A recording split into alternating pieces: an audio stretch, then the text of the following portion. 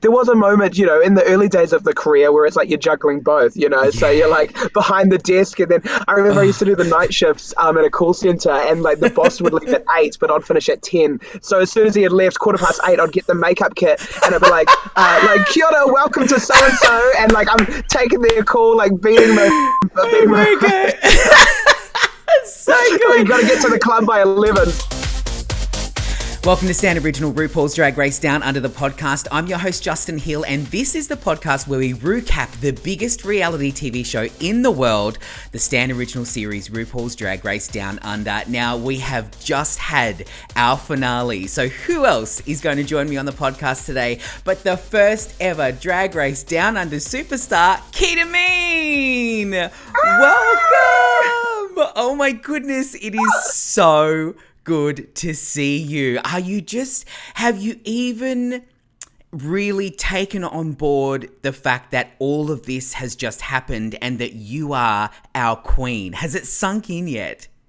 No, honestly, Justin, it absolutely hasn't. And I'm waiting for it too, because it's probably going to hit me like a ton of bricks eventually, but it's so overwhelming, and it hasn't hit home yet. I still feel like I'm living in a dream. I saw the moment that you were obviously in New Zealand.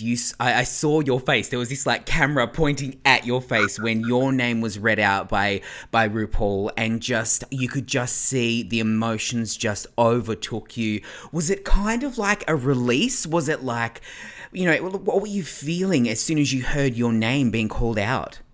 Yeah, it was. It was. It was almost like so hard to believe. Like I was almost kind of like, because like when we film it, they film like alternative takes, right? Of course, yeah. So kind of for a moment, I was thinking like we were just about to watch all of the alternative takes or something. I was like, oh whoa, and like even in that moment, like I kept kind of like having to like snap back into like holy heck, this is like happening. You're allowed to swear. Go for it. You can say whatever you like. Here's me being a good old Christian girl, like, oh, holy heck, Justin. Excuse me, now that you're the queen doesn't mean that you're not allowed to say you're allowed to. Hey, I'll say it, I'll do it, whatever. Yeah, whatever you like. I feel like I knew you were going to win. There was definitely this point in the competition where I felt like, and it may have been a case of like, with some of the other personalities going home, but you just flourished. And I mean, even in the final episode, where were you hiding that voice? I mean, if anyone was keeping something up their sleeve, like a final reveal, it was you with that incredible voice. Oh, that is so sweet of you to say. Honestly, do you know what's so funny? Like I said in the show, like I love singing. I've always been kind of like self-conscious about my voice because like even in like when I was in primary school, like I had to go to like speech therapy lessons because of like my lisp, and I always wanted to like be like I always wanted to be in like media and like be an actor or whatever, and I always thought like my voice was always going to get in the way of it. So, it's kind of, I've always had a bit of a weird relationship with my voice. And so, like that's opposite, really sweet of you to say that. I think it's the complete opposite, because if you do go to see a speech therapist, you're actually conscious of how you're speaking. So, someone like you, and this goes for anyone out there, with a speech impediment, you're the perfect candidate because you are more conscious of how you're speaking. So, you're probably going to deliver us a better delivery, which you did. As soon as you started singing, I was like, F me. It was just amazing. It was so good. Between that and your final costume with the articulated wings, I just was so impressed. Was that an easy decision for you to make? Is that like, this is my finale costume, or was it something that kind of grew organically? How did that come about? Yeah, it definitely kind of evolved. I had done the wings in the past, not those wings, but another wings made by the same guy, and they're made by a guy in the South Island of New Zealand, like really talented guy that makes a whole lot of play kind of stuff. And I knew I wanted to do it again. I had done it in the past. I took my mechanical wings to the Broken Heel Festival, and like that was a total hit. So I knew I wanted to do that. It's such like a crowd pleaser. Oh, yeah. Just amazing. and I thought like I really wanted to wear like full white, you know. I wanted it to feel very pure, like almost like a Virginal. rebirth. Yeah, like honestly, in a way, like I wanted it to feel like it was sort of like the beginning of a new chapter for me, and like the end of one and the beginning of another, and yeah. It really was. And I feel like as someone, you know, who has had a career in drag for a long time, even though you are incredibly young, That's kind of you to say. You that's shady. that's your coronation present from me. Yeah, thank you so much. Who I is gotta it play that- that on loop. Yeah. Yeah. Like my mantra as I'm falling asleep. Like, you are still young. You're I am so young. I am so young. Who is it that you have to thank for introducing you to drag and getting you to this point? Because I want to say, I went back and creepily stalked back through your Instagram to your very first Instagram post, like 365 weeks ago or something. And it was you promoting that you were hosting a Drag Race screening in New Zealand, and fast forward, here you are, the winner of Drag Race Down Under. So I guess, you know, you've come a long way. Who is it that you have to thank for really getting you into that? Well, okay, so the catalyst for drag originally was stumbling across the Rocky Horror Picture Show. Like, I remember finding a cassette of it at my brother's house, like a VHS tape. So I'm not that young, Justin. I know what that is, so neither am I. Yeah, I know how to be kind, rewind. So yeah, I mean, that's what I remember seeing that and like it changing my life. And while it's not like stereotypically drag, it's that is the catalyst for like my obsession with like the weirdness of drag. But my drag mother, who is actually like a Sydney celebrity, but like fabulous Māori drag queen Tess Tickle. Yes. She's got like a star in the Stonewall. Stonewall. Yep. And on the floor there, I've seen it and I poured my drink on it. Christened it. But she saw something in me, like years when I was just a young baby queen, and when some people, she saw that I was quite sensitive, and there were some people that weren't the nicest to me, but she saw something special in me, and immediately taught me basically like the ins and outs of how to turn this into something that I could run with, because she saw how much I just loved it, and she gave me opportunities before I probably deserved them or was ready for them, and she taught me how to MC nightclubs and how to book corporate jobs, and but she also taught me the real hard truths, you know, and she would tell me like, hey girl, like you can't be messy backstage, and like, you know, you have to show respect, and she taught me all the good things, and she never tiptoed around anything, but she's so fiercely proud of me now, and I've always just been determined to continue to make her proud.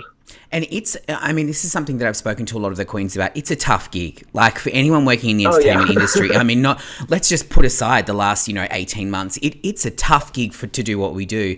Was there ever a moment where you were like, I'm not sure if this is what I want to do anymore? And if so, how did you pull yourself out of it? Or how do you get yourself around those tricky moments?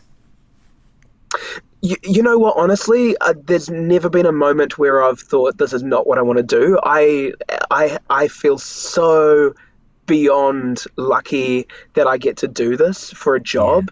Like, Isn't it weird to tell people this is what our job is? It's just so, I feel like people have grown up jobs and then we do this. Exactly. That's exactly how I feel. Yeah. So I could never ever, you get tired and sometimes you get jaded, but like you always have to like stop and step back and think like, you are so lucky, and I just wouldn't change this for the world. No. There was a moment, in the early days of the career where it's like you're juggling both, so you're like behind the desk, and then I remember I used to do the night shifts at a call center, and like the boss would leave at 8, but I'd finish at 10. So as soon as he had left, 8:15, I'd get the makeup kit, and I'd be like, kia ora, welcome to so-and-so, and like I'm taking their call, like beating my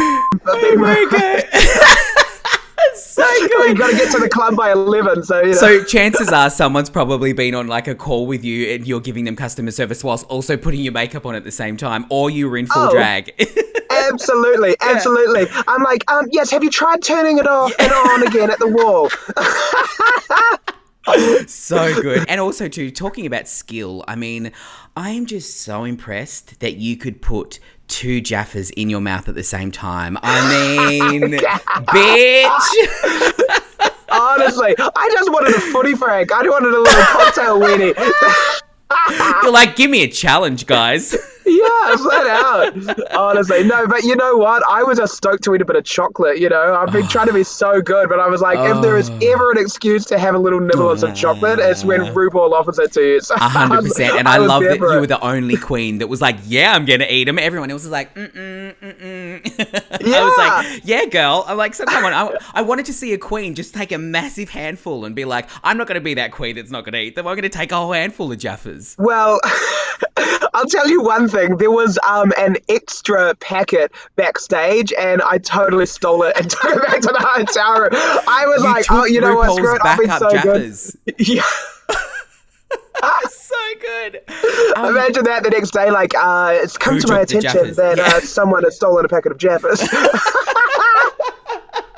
Girls, before you leave the stage, who do you think stole the bag of jaffas? It was Peter. Speaking of RuPaul, I mean, let's talk about that moment that you got to sit in front of RuPaul and Michelle one-on-one. And I mean, that was some good conversation. I feel like, were you just like a sponge? Were you just taking in? Because the thing is a lot of people say, your moments with RuPaul when you are a person on the show, they're treasured. Like, it's like you don't just, RuPaul's not just like hanging out and like helping you stitch your costume together. When you get one-on-one time, what's that feeling like? Oh, wow. Ru has this way of making you feel like immediately very special. She connects with you, and it's so authentic. People ask you like, what was Ru like? What was Ru like? And it kind of was like just magical, and it's really hard to explain because there's something about Ru that just you can't. It feels superhuman. It's such an energy, and it makes total sense that Ru and Michelle are best friends because like Michelle has the same thing. Michelle's is a little bit easier to understand because it kind of feels like a motherly thing. With Ru, it feels just like a really intelligent, like super being kind of thing. That's like what it comes across as. It totally feels otherworldly. But yeah, it felt so special, and it's just loving, and you feel like a sponge, and they're just like anything they're like putting onto me, I was just like taking it all in, and so magical. So now that you have become an icon, and I've said this to a lot of the girls, I mean, it goes without saying, your name has gone down in drag history books as like the first ever Down Under Drag Race superstar. Like, it just must feel surreal. I've been going down for years, Justin. This ain't my first rodeo, let me tell ya. Do you have one piece of advice for other queens who are probably either just getting into the industry or they're thinking about auditioning for season 2? Is there something that you've kind of like already at this point in your career gone, this is the number one thing that you really have to pay attention to? Well, I think navigating your life with navigating your life with like kindness is always great. And in the world of being a professional entertainer, if you're kind and courteous, that's always going to serve you well. I was taught actually by one of my drag elders that when you're performing on stage, your primary focus is to perform for people and not for yourself. So I think a lot of drag artists kind of get into it because it's a little bit self-indulgent. You're told you're beautiful, and everyone's like, yes, work. Yes, and I am. It's like, oh, that feels so nice. I want more of that. But if you put the focus on putting your energy into making other people feel special and happy, you will still get all those good feelings, but it will be like a byproduct of that. And then I think that's some good advice. Like put the energy, put the focus on giving the energy as opposed to trying to take the energy. Well, I feel like your that kind of, I guess, way of thinking has trickled down to someone like Electra, because she said exactly the same thing. We were talking about, her and Scarlett and the whole splits thing. And Electra was like, if people are going to scream every time I do the splits, I'm going to do the splits. She's like, I'm going to switch it up. I'm going to jump off a bar. I'm going to do this. I'm going to do that. But it's the same kind of thing. It's like you're doing it for the people that are either watching the show or watching you at, at a club or something like that. And as a club owner, I mean, you can't really encourage people enough to go out and support drag, right? Oh, for sure. Like I would never have thought when I started doing this 11 years ago that it would turn into this thing that like people just absolutely love as much as I do. If there's ever a time where I've started to feel more normal, it's now that people love drag. I'm like, like okay. You're like, yes. Yeah, I genuinely believe. I think people like really kind of like hide themselves in this life because of like the rules society puts there. But I think we're all a lot more similar than we're allowed to realize, because we all try to pretend we're all in this one box, but technically I don't think any of us are really in that box. We all just think we should be. Yeah. Absolutely. Who has surprised you the most as to who's reached out to you? Because I imagine that your DMs are going to be absolutely chockers, and I have seen that you've said you've received a few pics, which is lovely of you to let everyone know that. Exquisite ones too. All shapes and sizes, which I'm totally here for. All types of vintages. Yeah. And obviously you've got like fans all over the world. I mean, it must just be so surreal to see people saying, "Oh, I love Keita. Keita was my favorite. I wanted Keita to win." But who is like it made you feel warm and fuzzy that's reached out to you? Maybe someone from Drag Race or a celebrity. Like I saw Danny Minogue like commented on one of your posts the other day. I was like, it must be so bizarre to have that kind of support. Yeah, it really is. Do you know the one thing? This is going to sound so like cheesy, but I got a really cool message yesterday. A really cool text message from my dad, who like I chat with. We've got a great relationship, but like he just like sent me this really heartfelt message, and he's never been good at expressing his emotions, and he just like really kind of like plucked up the courage and like told me how proud he was and that he loves me, and like like those, you don't really get those words often. No. So like that was just like the most amazing thing. Like I immediately just started crying in front of my phone, and I was like, holy shit, there's been so many tears during this journey, but like all culminating in like positivity. Like there's it's all very positive for sure. It's just been such a phenomenal journey. I mean, looking at that last episode, when you all came together to record the song, I mean, you're now a recording artist. You can also add that to your list of things. It's so crazy. You have a song on iTunes. Like, it's just wild. It's crazy.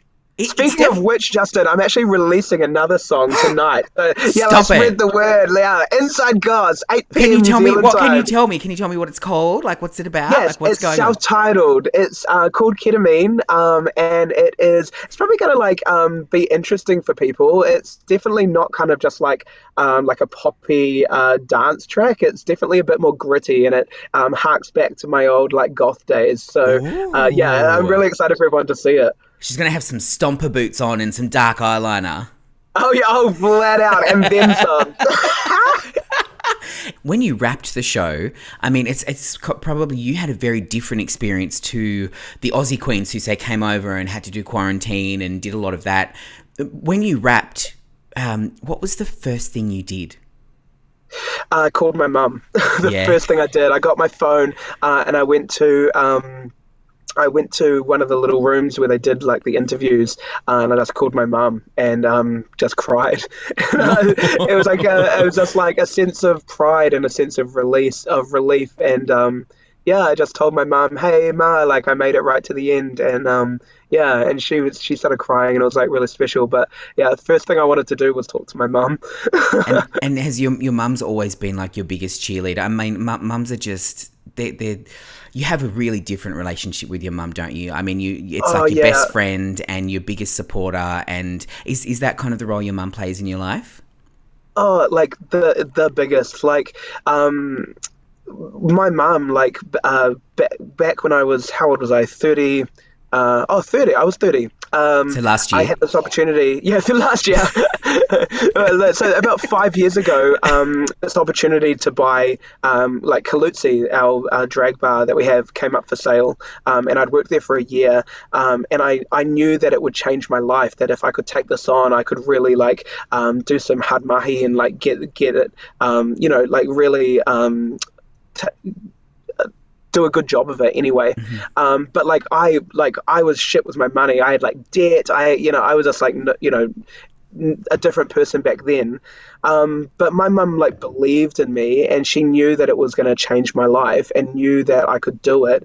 And she wasn't in a position to do this, but she went and, like, took a mortgage out on her house to get me the money, because the banks wouldn't touch me. They were like, we're not lending you the Wow. money. And she got a mortgage on her house to lend me the money to buy this business, which is just, like, crazy. And, like, all my brothers and sisters were like, I cannot believe you're letting mum do that. Yeah. But I believed in it, and, like, I would never have done something that I thought would put her in a position that would screw her life. But she believed in it just like I did, and I worked my ass off, and I got that shit paid off within a year, and Did the rest is you? history now. But yeah, so my mum has always been my absolute biggest supporter, and I'm so grateful. She always has been. She always knew I was a little weirdo. She always knew I was a little queer kid.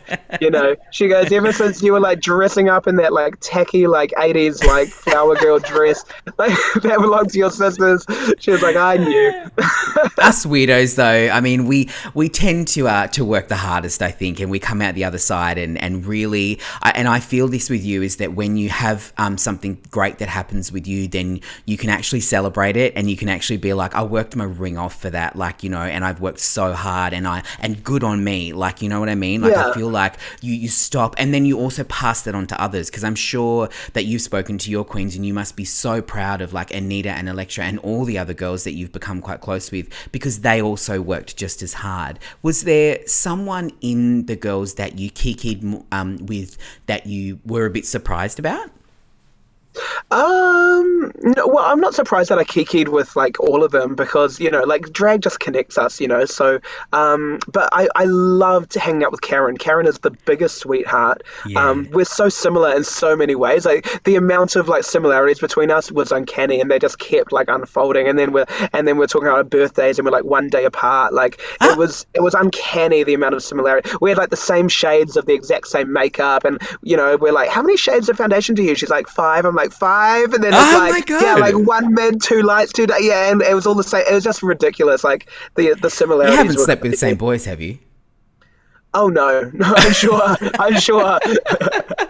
I feel like my demographic was probably not as exquisite as his was, but I'm slowly working on the quality of mine.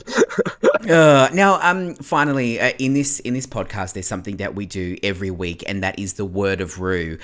Because a lot of us do, live by the word of Ru. RuPaul has some incredibly iconic sayings, and like you said, has this otherworldly kind of, like, presence and knowledge.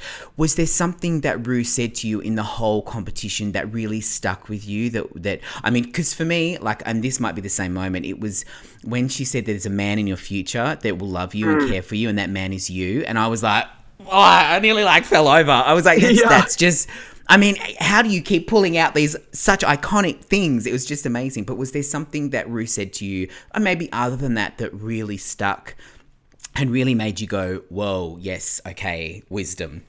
Yeah, well, first of all, when Ru said that to me, she was like, I see a man. I was like, yes! She's like, and it's you. I was like, piss. Ah. I was like, what I was like, no, I'm breaking up with that immediately. No, Rue basically, and she said it to me a few times, was just like, just trust in yourself. She said to a few of the other girls too, you don't need to be hard on yourself. You've already got the job. You're here. You just have to do it now. Yeah. And she just say to me like, you've got the goods in you, so you don't need to like worry about letting them show because like you're already doing that. So just like, Yeah. just trust yourself and just go and have fun and do it. And that is the best advice because I was being hard on myself. I was getting really in my head, but like like what will be. And it's like at the end of the day, there's 10 of us on there. Only one of us can win, but we all deserve to be there and we all deserve to win. And it just is what it is at the end of the day. But yeah, I'm just so grateful that I got to be there and really just kind of do it authentically. So yeah, no regrets at all. You But really did. so I mean, grateful for. I'm so proud of this show, and I just you have to know the love and support, and I'm sure you do, but even from people who don't know you and who have just like watched this show, and you really have taught people lessons and shown people how to make a life out of this and how to really enjoy something that you do and how to excel. I mean, you're the winner of the competition, but you're the epitome of drag excellence. Like you just I really do feel that you just everything you approached. And I saw in an interview this that you said the other day, you were like, I did everything and then I kind of wanted to like it up a little bit. And I was like, I love that. That's us. That's what we do. Yeah. You kind of go, okay, how do I meet the brief and how do I just like mess it up a little bit so that it's just got my spin on it? And you should be so proud of that. And I mean, we are so honored to have you as our reigning queen, and I think you did the most amazing job. And I know you've probably heard this a million times, but congratulations. It's so well deserved. Thank you, Justin. That's so sweet of you. Thank you so much. I feel the love. It's overwhelming. It should be illegal for one person to absorb this much love. But I tell you what, like it is now my duty and going to be my absolute honor and privilege to just echo all that love directly back into the universe. So like, let's just do it and let's just keep spreading it around.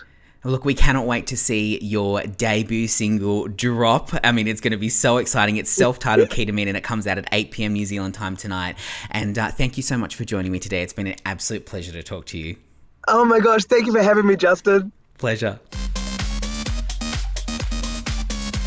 Well, that is it for another episode. Thank you so much for joining me. And a big thank you to our first ever Drag Race Down Under superstar, Ketamine, for recapping the episode with me. And her win, I mean, what an amazing winner. So deserving. And what an incredible finale. Thank you so much to you guys for following this journey with me. You can, of course, subscribe to this podcast and follow me on Instagram at @just_heal. DM me what you thought about the ending, what you thought about the finale, what you thought about Keita winning, all the twists and turns. I mean, it's given me car sickness. There have been so many in this series. I am actually going to go back, I think, and re-watch it again, and you can do the same. Don't forget, you can catch the Stan original series RuPaul's Drag Race Down Under only on Stan.